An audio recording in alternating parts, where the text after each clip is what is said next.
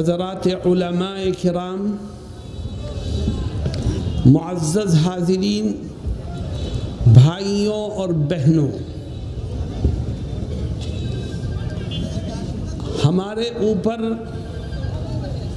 سب سے بڑا احسان ہے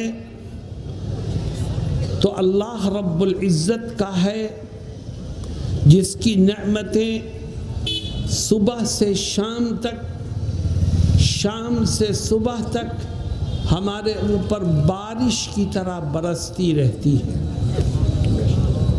وہ قرآن کریم میں فرماتا ہے وَإِن تَعُدُّوا نِعْمَةَ اللَّهِ لَا تُحْصُوهَا، کہ اگر تم خدا کی نعمتوں کو گننے بیٹھو، اس کی گنتی کرنے کا ارادہ کرو تو تمہاری زندگی ختم ہو جائے گی، پر تم خدا کی نعمتوں کی گنتی نہیں کر پاؤ گے۔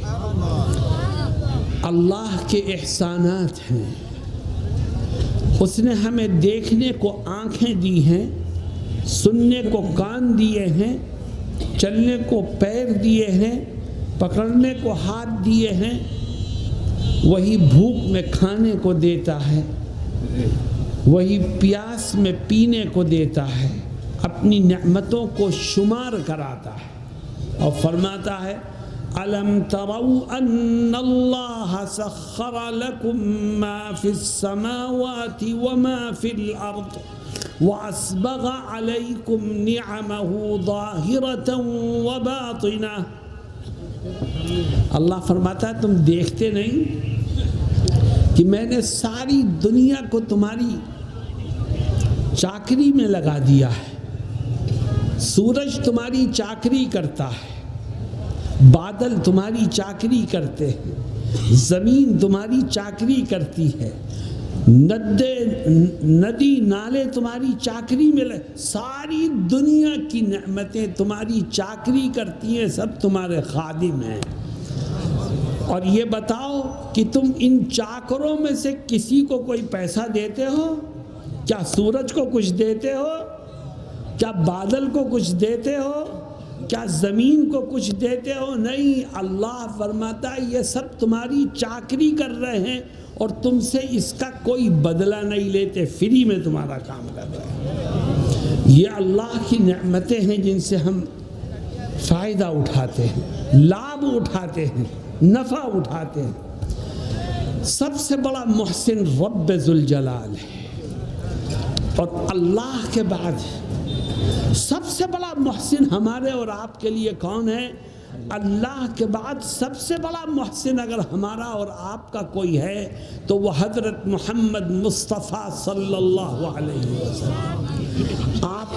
آپ دنیا میں تشریف لائے تو آپ نے ہمارا رشتہ خدا سے جوڑ دیا۔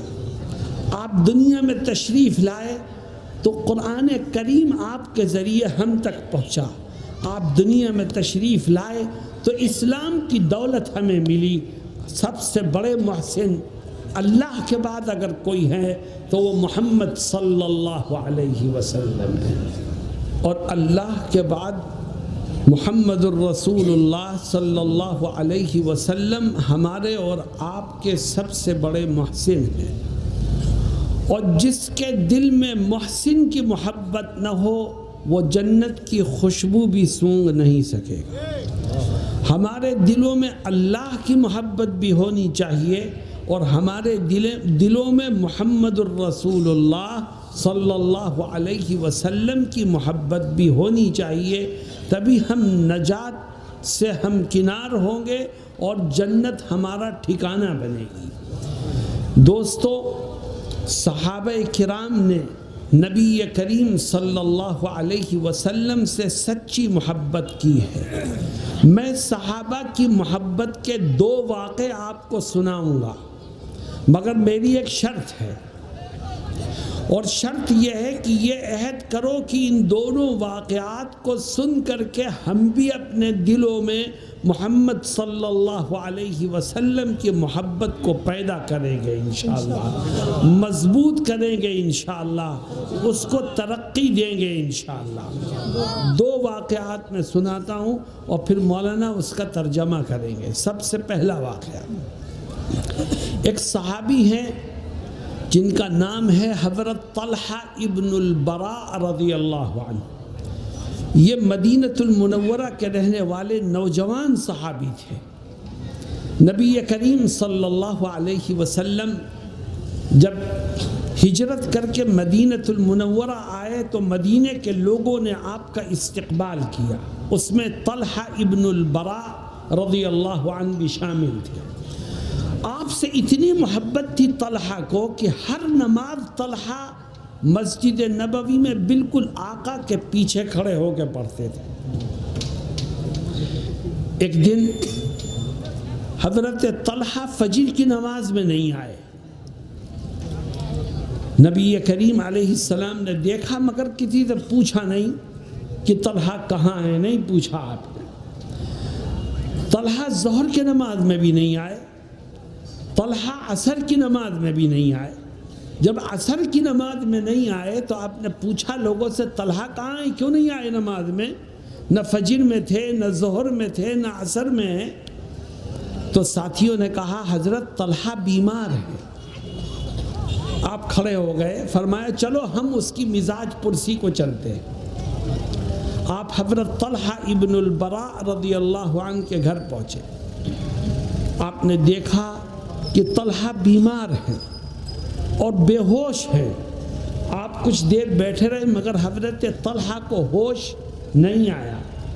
آپ وہاں سے اٹھ گئے یہ کہتے ہوئے کہ مجھے ایسا لگتا ہے طلحہ بچیں گے نہیں، رات میں ان کی وفات ہو جائے گی، اور دیکھو رات میں طلحہ کی وفات ہو جائے تو مجھے بتانا تاکہ میں ان کے کفن دفن میں شریک ہو سکوں۔ یہ کہا آپ نے اور مسجد نبوی واپس آ گئے۔ آپ نے مسجد میں آ کے مغرب کی نماز پڑھی، عشاء کی نماز پڑھی، پوری رات گزر گئی، فجر کی نماز پڑھی، آپ کو کچھ پتہ نہیں۔ فجر کے بعد آپ کی نظر حضرت طلحہ ابن البراء کے رشتہ داروں پر پڑی تو آپ نے پوچھا طلحہ کا کیا حال ہے؟ تو لوگوں نے کہا حضرت طلحہ کا رات میں انتقال ہو گیا اور ہم نے تو ان کو نہلا دھلا کر کے کفن میں لپیٹ کے دفن بھی کر دیا۔ نبی کریم صلی اللہ علیہ وسلم کا چہرہ غصے سے سرخ ہو گیا، لال ہو گیا۔ فرمایا میں نے تم سے کہا تھا کہ اگر طلحہ کی رات میں وفات ہو جائے تو مجھے بتانا، تم نے مجھے کیوں نہیں بتایا؟ میرے دوستوں، ان کے رشتہ داروں نے جو جواب دیا وہ دل تھام کے سننے کے قابل ہے۔ ان کے رشتہ دار بولے کہ حضرت آپ کے وہاں سے تشریف لانے کے بعد طلحہ کو ہوش آیا تھا، ہم نے طلحہ کو بتایا کہ آقا تمہاری مزاج پرسی کو آئے تھے۔ طلحہ بہت خوش ہوئے، بہت خوش ہوئے۔ پھر طلحہ نے ہم سب کو بلایا اور کہا میں تمہیں ایک وصیت کرتا ہوں، اور وصیت یہ ہے کہ مجھے ایسا لگتا ہے میں بچوں گا نہیں، رات میں میری موت ہو جائے گی، اور دیکھو اگر رات میں میری موت ہو جائے تو میرے مرنے کی خبر میرے آقا کو مت کرنا، کیونکہ اگر رات میں تم میرے مرنے کی خبر میرے آقا کو کرو گے تو ان کی نیند خراب ہوگی، ان کو اندھیرے میں یہاں تک آنے کی زحمت گوارا کرنی پڑے گی، اور میں نہیں چاہتا کہ میری وجہ سے میرے آقا کو کوئی تکلیف پہنچے۔ میرے دوستوں اور ساتھیوں، یہ محبت کی وہ مثال ہے جس کو سونے کے پانی سے لکھا جائے تب بھی اس کی اہمیت اور اس کی قدر و قیمت ادا نہیں ہو سکتی۔ قصہ حضرت عبد الرحمن ابن ابی قراد رضی اللہ عنہ کا جو اس روایت میں ہے جو میں نے پڑھی آپ کے سامنے۔ حضرت عبد الرحمن ابن ابی قراد رضی اللہ عنہ فرماتے ہیں کہ صحابہ آپ سے کتنی محبت کرتے تھے اس کو میں نے اپنی آنکھوں سے دیکھا ہے۔ عبد الرحمن آپ نے کیا دیکھا؟ فرماتے ہیں ایک دن میں آقا کے پاس گیا تو میں نے دیکھا کہ آپ کسی جگہ پر بیٹھ کر وضو فرما رہے ہیں. ذات یوم توضأ رسول اللہ صلی اللہ علیہ وسلم، آپ نے وضو شروع کیا، آپ نے منہ دھویا، ہاتھ دھوئے، پیر دھویا، آپ کے جسم سے لگ کر کے جو پانی کے قطرات نیچے گر رہے تھے،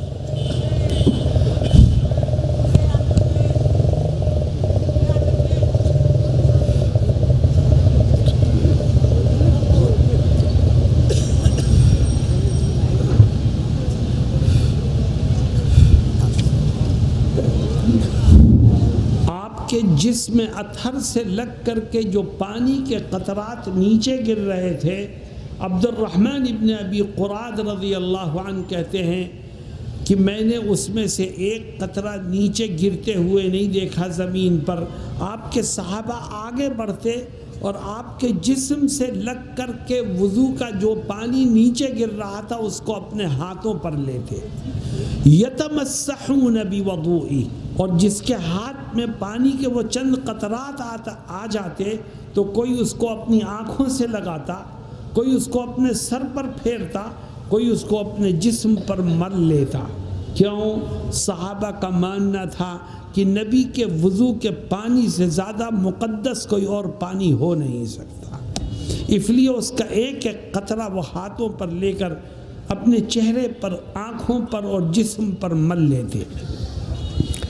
نبی کریم علیہ السلام نے کسی کو منع نہیں کیا، آپ نے پورا وضو فرما لیا. وضو کرنے کے بعد فرماتے ہیں ما حملکم علی ھذا، تم نے میرے وضو کے پانی کو زمین پر نہیں گرنے دیا، ہاتھوں پر لے کر آنکھوں سے لگایا، چہرے پر ملا، سر پر پھیرا. یہ بتاؤ کہ اس کی وجہ کیا تھی، کس چیز نے تمہیں اس کام کو انجام دینے پر آمادہ کیا؟ تو صحابہ کرام نے ایک ہی جواب دیا، حب اللہ و رسولی. اے اللہ کے نبی، ہم دنیا والوں کو یہ بتانا چاہتے ہیں کہ ہمارے دل میں اللہ کی اور اس کے رسول کی محبت ہے، اس کے سوا ہمارا کوئی اور مقصد نہیں تھا. آگے نبی کریم علیہ السلام صحابہ کو اپنے سے محبت کرنے کا طریقہ سکھاتے ہیں جو اس کے بعد آئے گا انشاءاللہ. تو نبی کریم صلی اللہ علیہ وسلم کیا فرماتے ہیں؟ وہی کام کی بات ہے. آپ فرماتے ہیں کہ آؤ میں تم کو اللہ سے اور اس کے رسول صلی اللہ علیہ وسلم سے محبت کرنے کا طریقہ سکھاتا، اور جو محبت کرنے کا طریقہ اللہ کے نبی علیہ السلام سکھائیں گے اس سے بہتر کوئی طریقہ ہو نہیں سکتا. کیا فرماتے ہیں آپ؟ فرماتے ہیں جو اللہ سے اور اس کے رسول صلی اللہ علیہ وسلم سے محبت کرنا چاہتا ہے اس کو اپنے اندر 3 خوبیاں پیدا کرنی چاہیے. جتنے لوگ بیٹھے ہیں، جہاں تک میری آواز جا رہی ہے، مردوں میں، عورتوں میں، سب غور کریں کہ یہ 3 خوبیاں ہیں کہ نہیں ہیں. ایک آدمی صبح سے شام تک یہ کہتا رہے میرے دل میں آقا کی محبت ہے، محبت ہے، محبت ہے، لیکن اس کے اندر یہ 3 خوبیاں نہیں ہیں تو اس کی محبت کسی کام کی نہیں ہے. اللہ کے ہاں اس کی محبت قبولیت کے درجے کو نہیں پہنچے گی.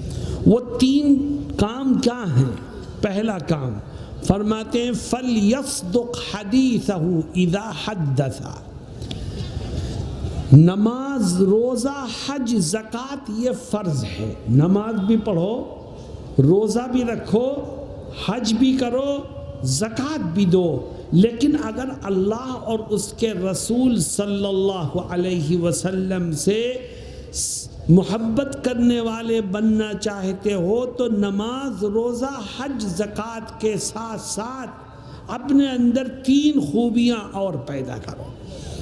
ان 3 خوبیوں میں سے پہلی خوبی فَلْيَصْدُقْ حَدِيثَهُ اِذَا حَدَّثَ. اگر تو اللہ سے اور اس کے رسول سے محبت کرنا چاہتا ہے تو آج اس بات کا عہد کر لے کہ زندگی کے آخری سانس تک جب بھی بولوں گا تو ہمیشہ سچ بولوں گا، کبھی جھوٹ نہیں بولوں گا.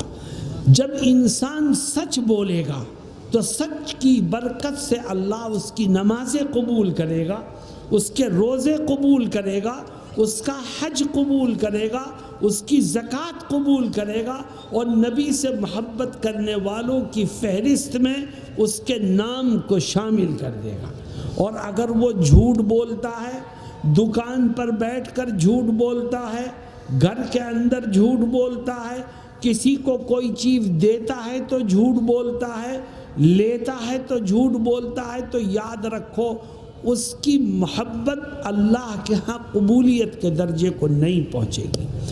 آج افسوس کی بات یہ ہے کہ مسلمان چند ٹکوں کے لیے جھوٹ بولتا ہے، مسلمان صرف دنیا کے تھوڑے سے فائدے کے لیے جھوٹ بول کر کے اپنے آپ کو کامیاب بنانا چاہتا ہے، حالانکہ جھوٹ بول کے کوئی کامیاب نہیں ہو سکتا۔ نہ جھوٹ تجھے کوئی لابھ دلا سکتا ہے، نہ جھوٹ تجھے کسی نقصان سے بچا سکتا ہے۔ نفع و نقصان کا مالک تو اللہ ہے۔ آؤ ہم طے کریں کہ جب بھی بولیں گے تو سچ بولیں گے۔ اللہ رب العزت قرآن کریم میں سچ بولنے والے کو دو طرح کے انعامات سے مالا مال کرنے کا اعلان فرماتا ہے، اور کیا کہتا ہے؟ فرماتا ہے یا ایھا الذین آمنوا اتقوا اللہ وقولوا قولا سدیدا یصلح لکم اعمالکم ویغفر لکم ذنوبکم۔ اللہ کہتا ہے اے ایمان والو خدا سے ڈرو، تم جو بولتے ہو تمہارا رب سنتا ہے۔ خدا سے ڈرو اور ہمیشہ سچی، صحیح اور درست بات زبان سے نکالو۔ اے خدا ہم ہمیشہ سچ بولیں گے، سچی بات زبان سے نکالیں گے تو ہمیں ملے گا کیا؟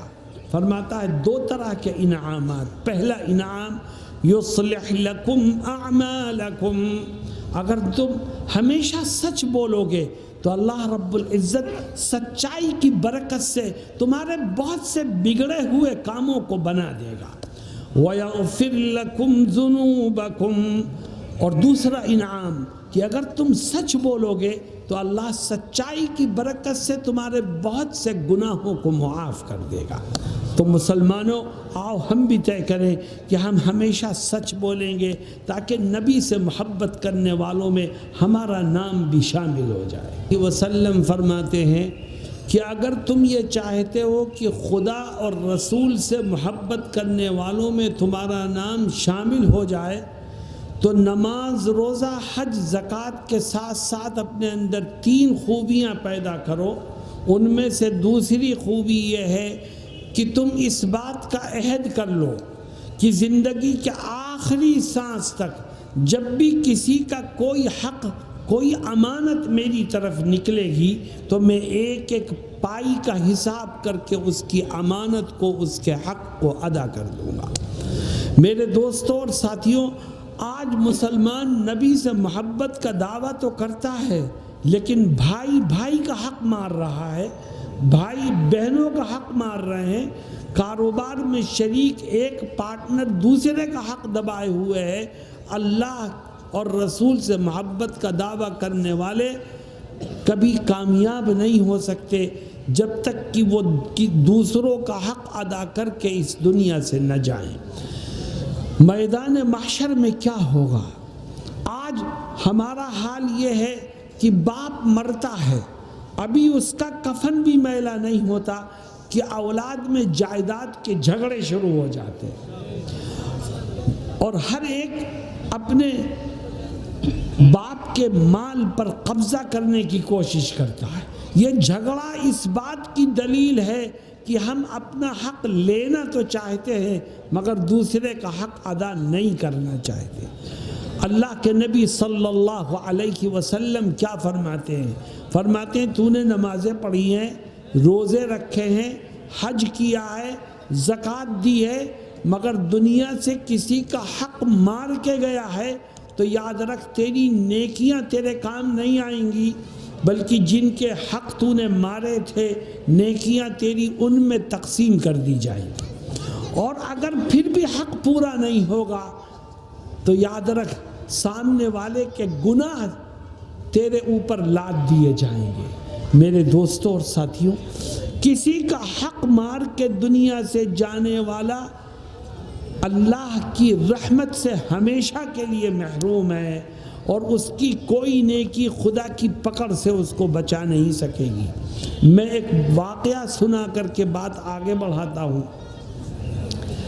نبی کریم صلی اللہ علیہ وسلم مدینہ المنورہ میں تشریف رکھتے تھے، اور مدینے کے اطراف میں اگر کسی کا انتقال ہو جاتا تو لوگ اپنے مرنے والے کو کندھے پر اٹھا کے مسجد نبوی لاتے اور آقا سے کہتے آقا اس کی نماز جنازہ پڑھا دیجیے، کیونکہ صحابہ کا ماننا تھا کہ جس کی نماز جنازہ آقا نے پڑھا دی اس کی مغفرت ہو جائے گی۔ جنازہ رکھا ہوتا، آقا آگے بڑھتے، لیکن نماز پڑھانے سے پہلے یہ پوچھتے کہ اس کے اوپر کسی کا حق تو نہیں ہے، اس کے گلے پر کسی کا قرضہ تو نہیں ہے، اس کی طرف کسی کی امانت تو نہیں نکل رہی ہے۔ اگر معلوم ہوتا کہ اس کے اوپر کسی کا حق ہے تو آپ نماز جنازہ نہیں پڑھاتے، فرماتے تم اپنے ساتھی کی نماز پڑھو اور اس کو دفن کر دو۔ علماء نے اس پر بحث کی ہے کہ آقا نماز کیوں نہیں پڑھا رہے؟ اس کی وجہ یہ ہے کہ جو کسی کا حق مار کے گیا وہ اتنا بڑا پاپ کر کے گیا ہے، اتنا بڑا پاپ کر کے گیا ہے، اتنا بڑا پاپ کر کے گیا ہے کہ آقا کی دعاؤں سے بھی اس کی مغفرت نہیں ہو سکتی، اس لیے آقا اس کی نماز جنازہ پڑھانے سے انکار فرما دیا کرتے تھے۔ تو میرے دوستو، آج سے طے کرو کہ جب کسی کا کوئی حق، کوئی پیسہ، کوئی زمین، کوئی گھر، کوئی جائیداد، کوئی ٹکا ہماری طرف نکلے گا تو ہم ایک ایک پائی کا، ایک ایک پیسے کا حساب کر کے اس کے حق کو ادا کر دیں گے۔ جو اللہ کے بندوں کے حق کو ادا کرے گا، اللہ رب العزت نبی سے محبت کرنے والوں کی فہرست میں اس کے نام کو شامل کر دے گا۔ تو ماؤں اور بہنوں، آخری چیز بڑی اہم ہے۔ نبی کریم علیہ السلام فرماتے ہیں کہ اگر اللہ سے اور مجھ سے محبت کرنے والوں میں شامل ہونا چاہتے ہو تو نماز، روزہ، حج، زکوٰۃ کے ساتھ ساتھ ایک تیسرا کام اور کرو، اور وہ تیسرا کام یہ ہے کہ آج سے اس بات کا عہد کر لو کہ زندگی کے آخری سانس تک اپنی زبان سے، اپنے ہاتھ سے، اپنے عمل سے، اپنے کردار سے کبھی اپنے پڑوسی کے دل کو ٹھیس نہیں پہنچائیں گے۔ جس سے اس کا پڑوسی خوش ہوگا اس سے اس کا نبی خوش ہوگا، اور جس سے اس کا نبی خوش ہوگا اس سے اس کا خدا خوش ہوگا۔ پڑوسی کہتے کسے ہیں؟ جس کی دیوار تیری دیوار سے مل رہی ہے وہ تیرا پڑوسی ہے، جس کا دروازہ تیرے دروازے کے سامنے ہے وہ تیرا پڑوسی ہے۔ تیری زبان سے اس کو تکلیف نہ پہنچے، تیرے ہاتھ سے اس کو تکلیف نہ پہنچے، تیرے عمل سے تکلیف نہ پہنچے۔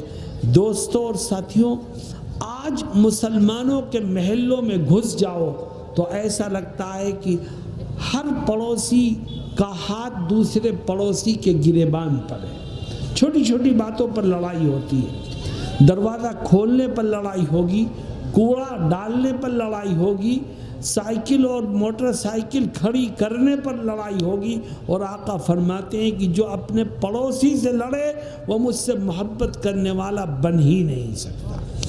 میرے دوستوں اور ساتھیوں، ہمیں اپنے گریبان میں جھانک کر کے دیکھنا چاہیے۔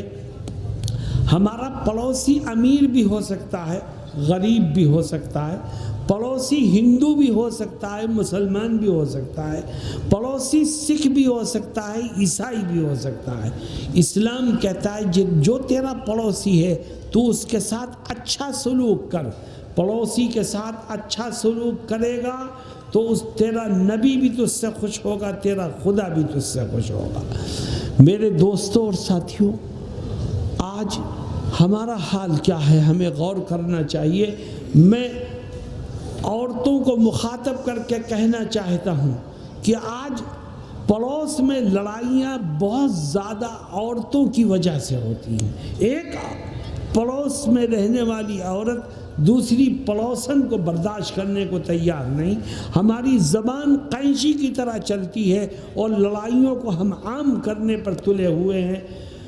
میں ایک حدیث شریف اپنی بہنوں کو سناتا ہوں، اپنی زبان کو قابو میں رکھو اور پڑوسیوں کے ساتھ اچھا سلوک کرو، ورنہ ہوگا کیا. نبی کریم صلی اللہ علیہ وسلم مسجد نبوی میں تشریف فرما تھے. آپ کے سامنے ایک عورت کا تذکرہ ہوا اور صحابہ نے کہا کہ اے آقا، ہمارے پڑوس میں ایک عورت ہے، محلے میں ایک عورت ہے، وہ صدقہ خیرات بہت کرتی ہے، نوافل بہت پڑھتی ہے، عبادات بہت کرتی ہے، روزے بہت رکھتی ہے، مگر اس میں ایک کمی ہے. کمی کیا ہے؟ وَلَكِنَّهَا تُؤْذِي جِيرَانَهَا بِلِسَانِهَا. اس میں کمی یہ ہے کہ وہ اپنی زبان سے اپنی پڑوسنوں کو تکلیف پہنچاتی ہے. تو آقا کیا کہتے ہیں؟ فرماتے ہیں ہِیَ فِی النَّارِ. فرماتے ہیں اس کی نمازیں بہت، اس کے روزے بہت، اس کا صدقہ خیرات بہت، لیکن چونکہ وہ اپنی زبان سے اپنی پڑوسن کو تکلیف پہنچاتی ہے، اس لیے کل اس کی کوئی نیکی اس کے کام نہیں آئے گی. پڑوسیوں کو تکلیف پہنچانے کی وجہ سے خدا اس کو جہنم میں جھونک دے گا. اسی مجلس میں ایک دوسری عورت کا تذکرہ ہوا اور صحابہ نے کہا کہ اے آقا، ہمارے ہاں بھی ایک خاتون ہے، وہ بہت نفلیں نہیں پڑھتی، فرائض پڑھ لیتی ہے، بہت روزے نہیں رکھتی، رمضان کا رکھ لیتی ہے، بہت صدقہ خیرات نہیں کرتی، تھوڑا بہت کرتی ہے، یعنی اعمال اس کے بہت کم ہیں، لیکن اس میں ایک خوبی ہے وَلَكِنَّهَا لَا تُؤْذِي جِيرَانَهَا بِلِسَانِهَا. اس میں خوبی یہ ہے کہ وہ اپنی زبان سے کبھی اپنی پڑوسنوں کو کوئی تکلیف نہیں پہنچاتی. آقا فوراً فرماتے ہیں ہِیَ فِی الْجَنَّةِ، کہ اس کی نمازیں اگرچہ کم ہیں، روزے کم ہیں، صدقہ خیرات کم ہیں، لیکن پڑوسیوں کے ساتھ حسن سلوک کی وجہ سے اللہ اس کی تھوڑی سی عبادتوں کو قبول کر کے کل اس کو جنت میں ٹھکانہ نصیب فرمائے گا. میرے دوستوں، مردوں اور عورتوں میں دونوں کو مخاطب کرتا ہوں کہ اپنے پڑوسیوں کو کبھی تکلیف مت پہنچاؤ. ہم میں سے بہت سے لوگ ایک بات کہتے ہیں کہ صاحب میرا پڑوسی میرے ساتھ بدتمیزی کرتا ہے، اس لیے میں بھی کرتا ہوں. اگر وہ آپ کو تکلیف پہنچاتا ہے تو وہ گناہ گار ہے، لیکن اس کے اس جرم کی وجہ سے آپ کے لیے گناہ کرنا کیسے جائز ہو جائے؟ وہ آپ کو تکلیف پہنچائے تب بھی آپ اچھا سلوک کریں، وہ آپ کے ساتھ حسن سلوک کرے تب بھی آپ حسن سلوک کریں. کیوں؟ اس لیے کہ ہمیں اور آپ کو اپنے آقا سے محبت کرنے والوں میں اپنے نام کو شامل کرنا ہے. اللہ رب العزت ہم سب کو کہنے اور سننے سے زیادہ عمل کی توفیق سے مالا مال فرمائے. وآخر دعوانا ان الحمد للہ رب العالمین.